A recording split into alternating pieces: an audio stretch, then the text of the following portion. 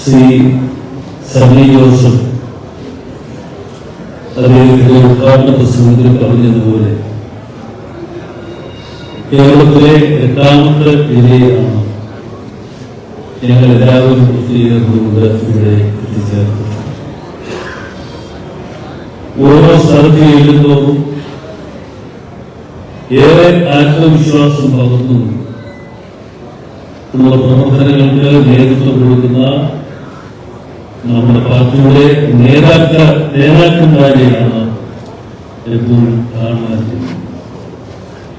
നേതൃത്വത്തിന്റെ ഒരു വലിയ ശൃംഖല പ്രത്യേകിച്ച് കണ്ണൂർ പോലെയുള്ള ഒരു പ്രദേശത്ത് ഉണ്ടാക്കിയെടുക്കുവാൻ വേണ്ടി വളരെ ശ്രമകരമായ പ്രവർത്തനങ്ങൾക്ക് നേതൃത്വം കൊടുക്കുന്നു നമ്മുടെ ഇവിടുത്തെ MP ശ്രീ കെ സുധാകരൻ.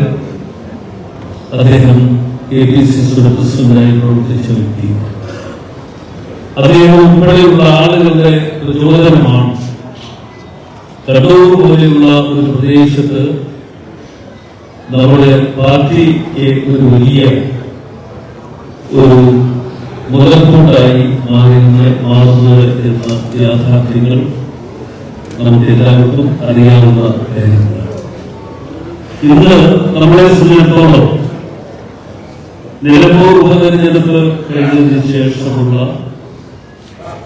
ഈ യാത്ര ഞങ്ങൾ ആരംഭിച്ചപ്പോൾ തികച്ചും ആത്മവിശ്വാസത്തോടുകൂടി ആത്മസംതൃപ്തിയോടുകൂടിയുള്ള യാത്രയാണ് ഞങ്ങൾ ഇവിടെ എത്തിച്ചേരാൻ അവസരമൊരുക്കിയിട്ടുണ്ട്.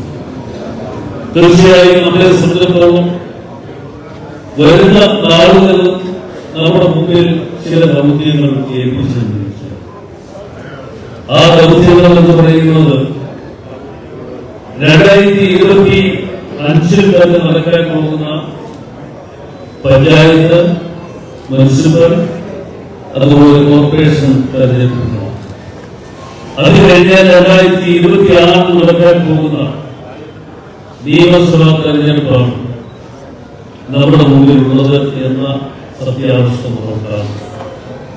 ഒരു കാര്യത്തിൽ നിങ്ങളേവരെയും സാക്ഷി നിർത്തിക്കൊണ്ട് പറയുക ഞങ്ങൾ ആഗ്രഹിക്കുന്നത് കേരളത്തിൽ നമ്മൾ ഒന്നിച്ച് ഒറ്റക്കെട്ടായി നിന്ന് കഴിഞ്ഞാൽ ഒരു സംശയം വേണ്ട, കേരളത്തിലെ അടുത്ത ഭരണം UDF മുന്നണി ഏറ്റെടുക്കും എന്ന സത്യാവസ്ഥയുണ്ടാകും.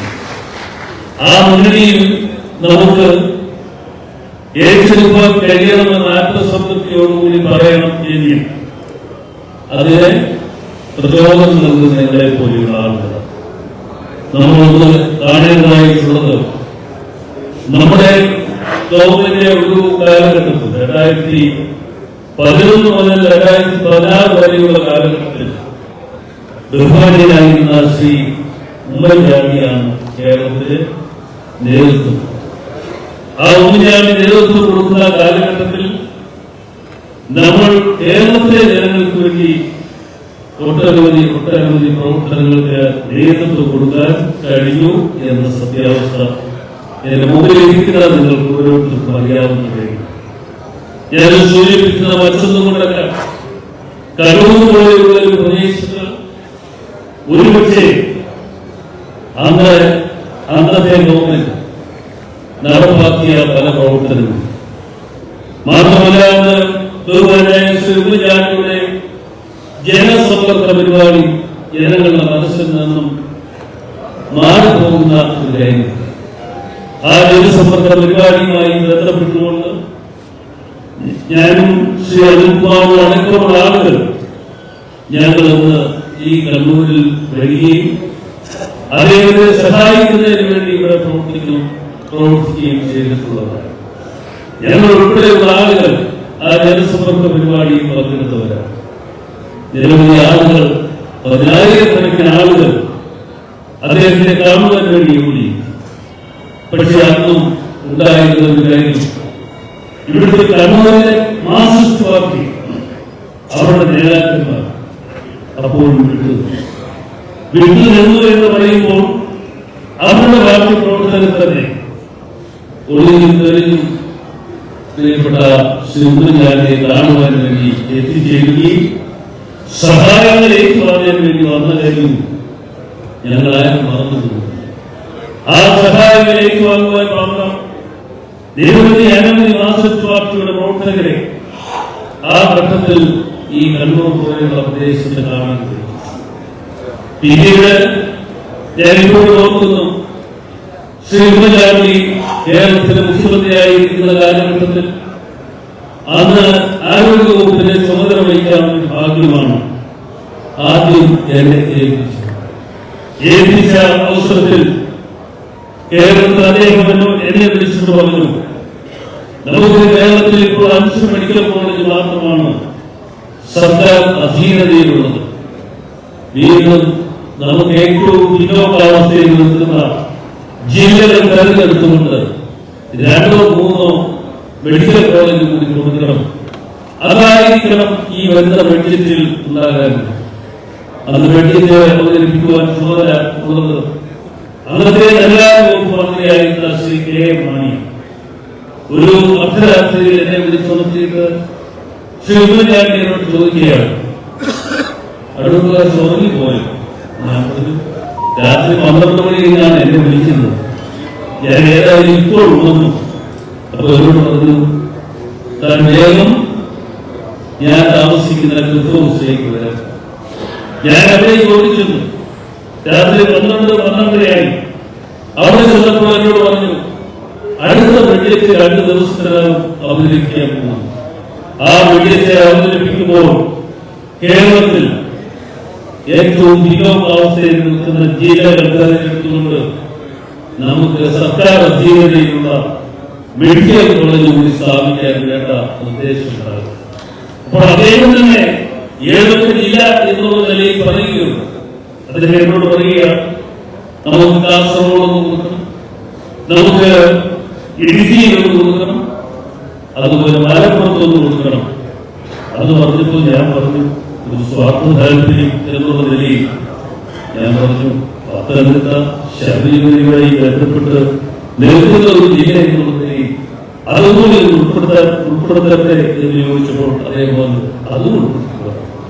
അങ്ങനെ 4 മെഡിക്കൽ കോളേജ് നമ്മൾ സ്ഥാപിക്കാൻ കഴിയും. കേരളത്തിൽ ആദ്യമായി തിരുവനന്തപുരം മെഡിക്കൽ കോളേജ് 1951 തുടക്കം കുറിച്ചു. 1951 തുടക്കം കുറിക്കുന്ന അവസരത്തിൽ അന്നത്തെ കേരളത്തിന്റെ മുഖ്യമന്ത്രി, കേരളത്തിന്റെ തിരുവനന്തപുരം മുഖ്യമന്ത്രി ശ്രീ എ.ജെ. ജോണായി.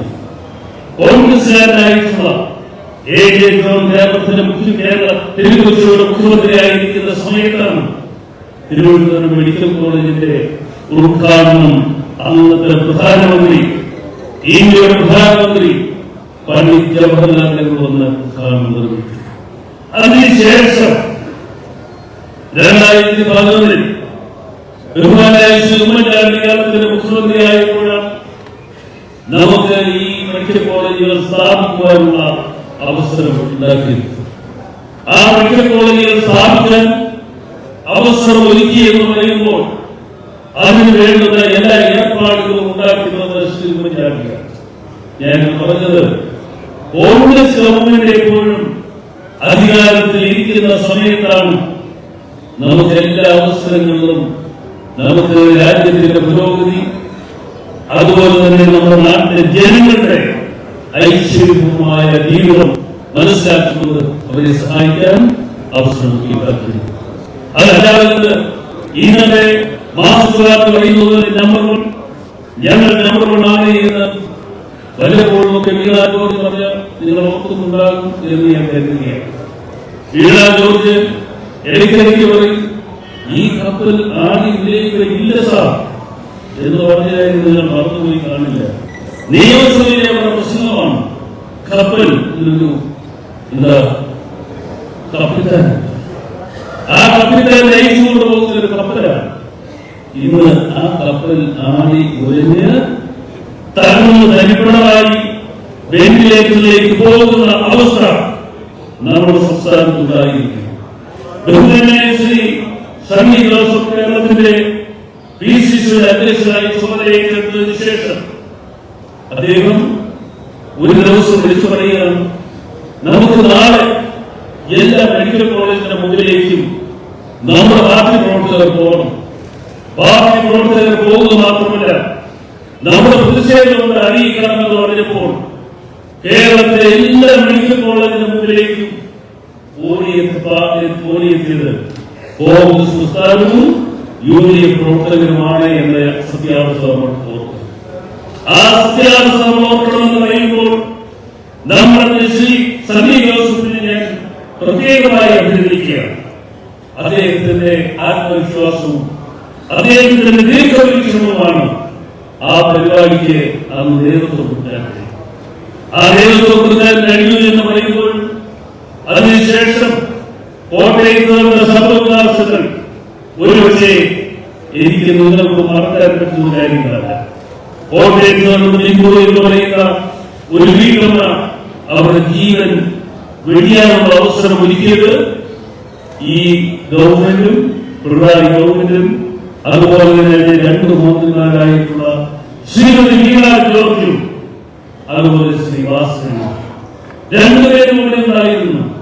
രണ്ടുപേരും കോട്ടയത്ത് മെഡിക്കൽ കോളേജിൽ ഉണ്ടായിരുന്ന സമയത്താണ് അവിടെ ആ കെട്ടിടം ഇടിഞ്ഞു വീണ് ഒരു വീട്ടമ്മ അതിന്റെ അടിയിൽ പോയി എന്ന് പറഞ്ഞപ്പോൾ ഈ മന്ത്രിമാർ പറഞ്ഞ വാക്കുകൾ എടുക്കാമെന്ന് അറിയുന്നു. ഒരു കുഴപ്പമില്ല, അവരാരും പോയിട്ടില്ല എന്ന് പറഞ്ഞപ്പോഴും ആ ബിന്ദുവിന്റെ മകൻ വിളിച്ചു പറയുകയാണ്, എന്റെ അമ്മയെ കാണാനില്ല. അമ്മ വിളിക്കുവാൻ വേണ്ടി പോയി, അമ്മയെ കാണുവാനില്ല എന്ന് ആ കുട്ടി പറയുന്നത് കേട്ടുകൊണ്ടാണ് ഏറ്റവും അവസാനം മണ്ണ് നീക്കി ബിന്ദുവിന്റെ ശവശരീരം പുറത്തേക്ക് എടുക്കാൻ അവസരമുണ്ടായത്. ഞാൻ പറഞ്ഞതൊന്നും മറ്റൊന്നുമല്ല. ഇവിടെ ആരോഗ്യ രംഗത്ത് എപ്പോഴും ഉണ്ടായിക്കൊണ്ടിരിക്കുന്ന ഇനി നിങ്ങൾക്കറിയാമല്ലോ, തിരുവനന്തപുരം മെഡിക്കൽ കോളേജ് നടന്ന സംഭവവികാസങ്ങൾ നമ്മളൊക്കെ കണ്ടതാണ്. അതുപോലെ തന്നെ ഓരോ ഇടങ്ങളിലും ആരോഗ്യ രംഗത്തെ തകർച്ച നമ്മൾ ഓരോരുത്തരും കണ്ടുകൊണ്ടിരിക്കുന്നു. ഞാൻ സൂചിപ്പിക്കുന്നത് ഇതൊക്കെ മറച്ചു വെക്കുന്നതിന് വേണ്ടി പുതിയൊരു അഭ്യാസമായി മാസച്ചുവാക്കി ഇറങ്ങിയിട്ടുണ്ട്. മാസച്ചുവാക്കി ഇറങ്ങിയിരിക്കുന്ന പുതിയൊരു അഭ്യാസം എന്ന് പറയുന്നത് വീണ ജോർജിനെ വെള്ളപൂശുന്നതിന് വേണ്ടി മാസച്ചുവാക്കി ഇറങ്ങിയിരിക്കുന്നു.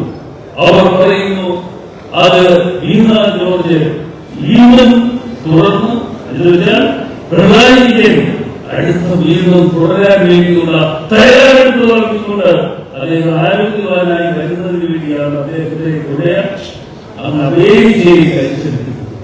അമേരിക്കയിലാണ് ചികിത്സയ്ക്ക് പോയത്. ഈ വീണ ജോർജും നിങ്ങൾ ആർക്കും അറിയാൻ ചെയ്യാത്തതുകൊണ്ടാണ് വീണ ജോർജ് ചികിത്സയ്ക്ക് പോകുന്നത് കേരളത്തിലെ മെഡിക്കൽ കോളേജുകളല്ല, കേരളത്തിലെ ഒരു ആശുപത്രിയിലുമല്ല, സർക്കാർ ആശുപത്രിയിലല്ല. വീണ ജോർജ് ചികിത്സയ്ക്ക് വേണ്ടി പോകുന്നത് വെല്ലൂർ മെഡിക്കൽ കോളേജിലാണ്. വെല്ലൂർ മെഡിക്കൽ കോളേജിലാണ് ഇവിടുത്തെ ആരോഗ്യ മന്ത്രിയും അതുപോലെ തന്നെ നമ്മുടെ മുഖ്യമന്ത്രിയും അമേരിക്കയിലൊക്കെ പോയിരിക്കുന്നു. ഇങ്ങനെ പോയിക്കൊണ്ടിരിക്കുന്ന ഈ മുഖ്യമന്ത്രി ഈ ആരോഗ്യ വകുപ്പ് മന്ത്രി പറയുന്ന കാര്യങ്ങൾ കേട്ടുകൊണ്ട് നമുക്ക് മുമ്പോട്ട് പോകാൻ പറ്റുമോ? നമ്മൾ ഈ കാര്യങ്ങൾ ജനങ്ങളുടെ മുന്നിലേക്ക് കൊണ്ടുവരേണ്ടേ? ജനങ്ങളെ നമ്മൾ ഇതിനെ അണിചേർത്തുകൊണ്ട് ജനങ്ങളുടെ അവകാശങ്ങൾ സംരക്ഷിച്ചെടുക്കാനുള്ള ഉത്തരവാദിത്വം നമുക്ക് ഉണ്ട് എന്ന സത്യാവസ്ഥകൾ നമ്മൾ കാണണം. ഇവിടെ ഞാൻ ഈ മെഡിക്കൽ കോളേജിന്റെ കഥകൾ പറയുമ്പോൾ എല്ലാ മെഡിക്കൽ കോളേജും പ്രഖ്യാപിച്ചു. 4 മെഡിക്കൽ കോളേജുകൾ മാനസാറ് ബെഡ്ലിസ്റ്റിലൂടെ പ്രഖ്യാപിച്ചു കഴിഞ്ഞപ്പോൾ അപ്പുറത്ത് ഇരുന്ന തൊട്ടടുത്തിരുന്ന ഷാഫി പറമ്പിലോടി എന്റെ അടുത്തേക്ക് കൊണ്ടുവരികയാണ് നിയമശ്രീ. അടുത്ത് വന്നിട്ട് എന്നോട് പറഞ്ഞു, ചേട്ടൻ ഞങ്ങൾക്ക് ഒരു മെഡിക്കൽ കോളേജ് ഏതാ 4 പ്രഖ്യാപിച്ചു കഴിഞ്ഞപ്പോഴാണ് പറയുന്നത് ഞങ്ങൾക്ക് ഒരെണ്ണം വേണം. എവിടേക്ക് ചോദിച്ചപ്പോൾ പറഞ്ഞു പാലക്കാടാണ് വേണ്ടത്. പാലക്കാട് വേണമെന്ന് പറഞ്ഞപ്പോൾ എവിടെയാണ് നിങ്ങൾക്ക് സ്ഥലമുള്ളത്? അതുമില്ല. പിന്നെ പണം എവിടെ? പണം എവിടെയെന്ന് ഞാൻ ചോദിച്ചപ്പോഴാണ് മറ്റൊരു സുഹൃത്ത് അടുത്തിരുന്നോട് എന്നോട് പറയാ, ധൈര്യമായി പ്രഖ്യാപിക്കും, പണമൊക്കെ ഞങ്ങൾ കൊടുത്തോളാം. ആരാണെന്നറിയോ? ഇവിടെ ഇരിക്കുന്ന ശ്രീ AP അനിൽകുമാറാണ്. അന്ന് എന്നോട് പറഞ്ഞു, എത്ര പണം വേണമെങ്കിലും പാലക്കാട് മെഡിക്കൽ കോളേജ് സ്ഥാപിക്കുന്നതിന് വേണ്ടി ഞങ്ങൾ ചെലവഴിച്ചോളാം. ഞങ്ങളുടെ ഡിപ്പാർട്ട്മെന്റ് അവിടെ ഒരു പ്രത്യേകതയുണ്ട്.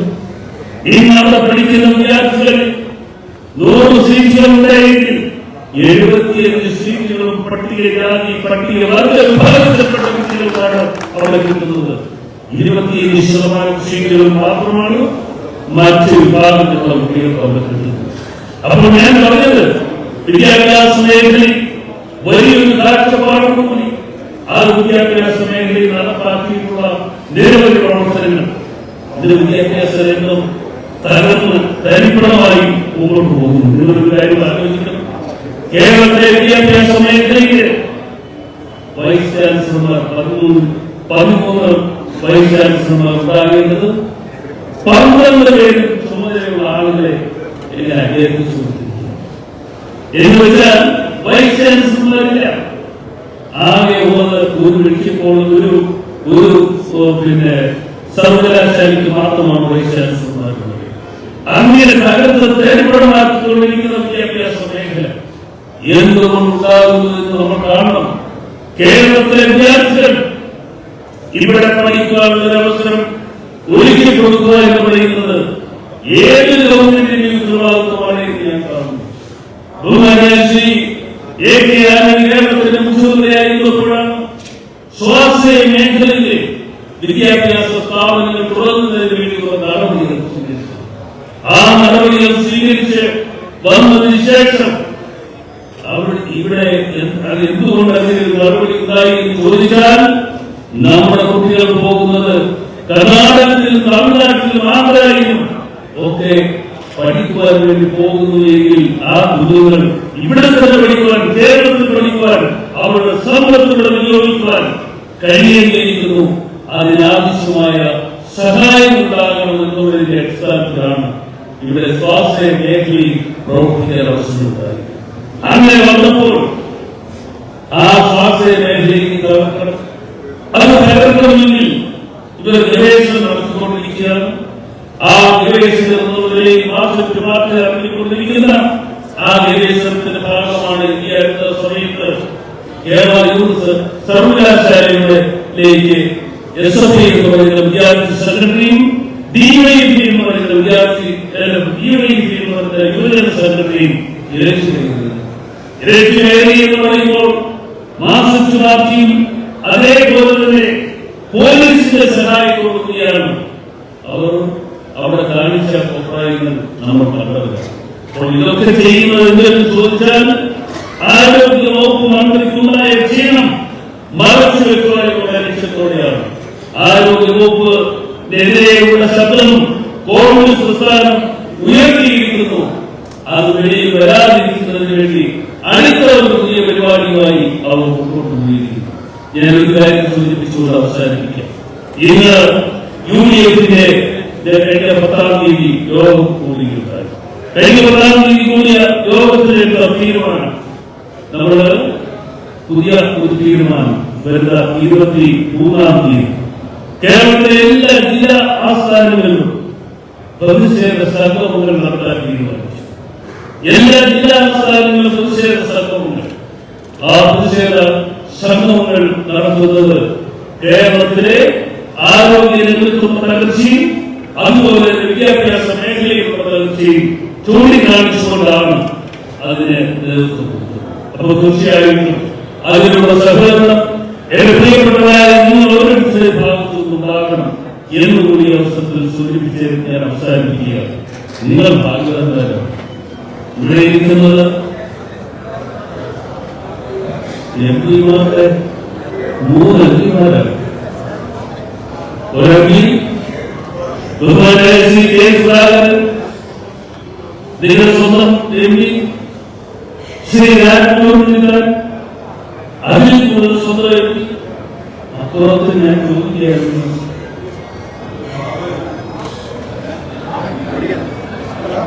ശ്രീ ഷാഫി കൊണ്ടുവന്ന് ഞാൻ ചോദിച്ചു എന്താണെന്ന് ചോദിച്ചപ്പോൾ എന്റെ ഇവിടെ ചേട്ടാ ഇവിടെ 2 നിയോജകം എന്നോട് പറയുകയുണ്ടായി. അപ്പോ കണ്ണൂർക്കാർ എന്തുകൊണ്ടും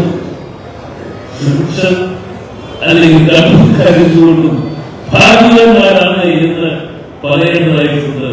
നിങ്ങളുടെ ഭാഗ്യം ഈ വരാൻ പോകുന്ന 25-ലെയും 26-ലെയും തെരഞ്ഞെടുപ്പ് നമ്മൾക്കത് വ്യക്തമായി ചൂണ്ടിക്കാണിക്കുവാനും വ്യക്തമായി നമ്മുടെ അഭിപ്രായങ്ങൾ പറയുവാനും കേരളത്തിൽ ഒരു മാറ്റം ഉണ്ടാക്കിയെടുക്കുവാനും നമുക്ക് അവസരം ഉണ്ടാകുന്നതിന് വേണ്ടി നിങ്ങൾ ഓരോരുത്തരെയും പ്രവർത്തനങ്ങൾ ഉണ്ടാകണമെന്ന് ദൈവവും നിങ്ങളോട് ഞാൻ അപേക്ഷിക്കുന്നു. നിങ്ങൾക്ക് എല്ലാ നന്മകളും ആശംസകളും നേർന്നുകൊണ്ട് എന്റെ ചെറിയ വാക്കുകൾ നിർത്തട്ടെ. നന്ദി, നമസ്കാരം, ജയ്.